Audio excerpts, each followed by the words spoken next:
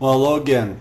I just wanted to welcome you to another episode of How to Do Atkins, and I just wanted to say how much I appreciate all the views that I've received so far, and wanted to encourage anybody who might have questions to ask those questions. Send me an email, send me an instant message, and I'll attempt to answer them.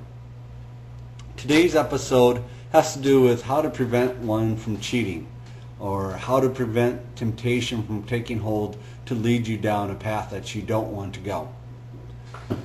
The best recommendation that I have to prevent cheating is to do a little visualization workshop in your head to determine what being at goal means to you. It's that knowing what goal means in concrete terms that assists in being able to make a rational decision afterwards.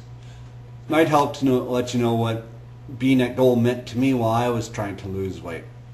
What being at goal meant to me was the removal of some health concerns. I mean, I was no longer able to walk up a flight of stairs without breathing heavily and being out of breath. It also meant the ability to say I was fit again, that I didn't have to be the so-called fat friend, or the feeling of the self-ascribed being a failure for being overweight. That, you know, I felt that when I was overweight and fat, that everyone could tell what a failure I was, because obviously I wasn't in control of my eating. It also meant the ability to rejoin the National Guard.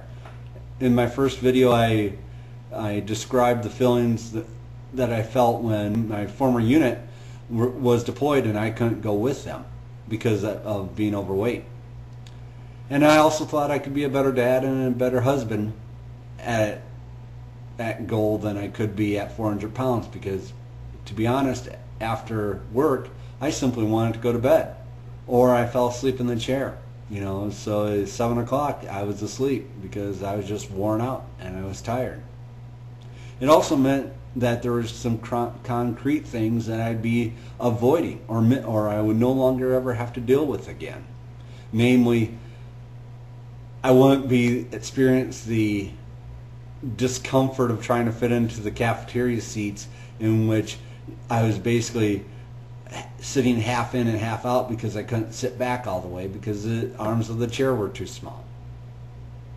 Or the humiliation of being at an amusement park and having to leave a ride in front of 80 to 100 some people because you couldn't fit into the seat.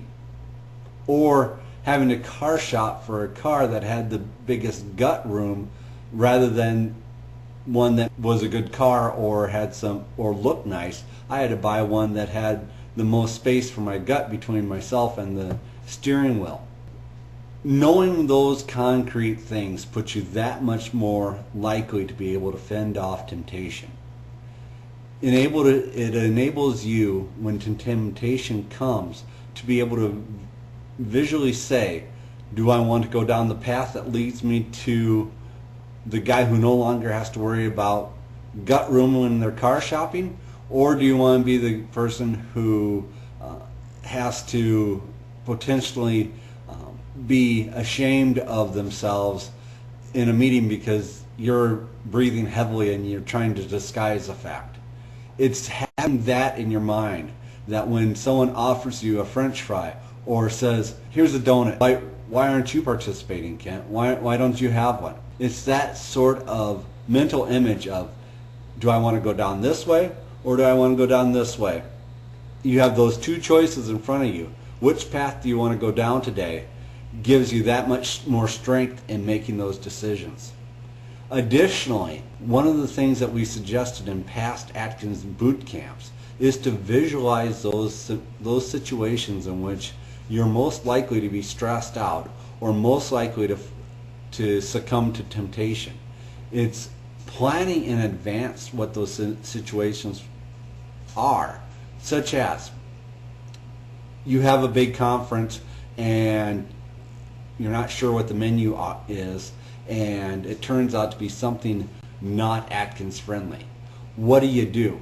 It's having that situation planned out in advance that prevents you from having to make snap judgments at the spur of the moment that might not be the correct judgment. Might lead you to say, hey, if I'm going to this conference and I don't know if they're going to have Atkins friendly food, I'm going to stuff some Atkins friendly snack foods into my briefcase so that even if dinner isn't going to be friendly, I'm not going to be tempted to hop off because I'm so hungry. There's a great quote that I heard from an Atkineer: failure to plan is planning to fail. It gets at the heart. A prepared Atkineer is one that's so much less likely to fail than one who did not prepare for each situation that they might occur. Finally, there is the whole topic of accountability to others in your diet. I'll touch upon it now, but I'll hit upon it much more later on in a future episode. For myself, just the ability that I had to record my failure or admit my failure to others, if I would have ever had one, prevented me from ever having to lose face to others. With that, I'd like to thank you for viewing another episode. I'd just like to reiterate how much I appreciated your views and your comments, and if you have any additional questions, please feel free to send them to me via email or via an instant message. I hope you come back for another episode. Thank you very much.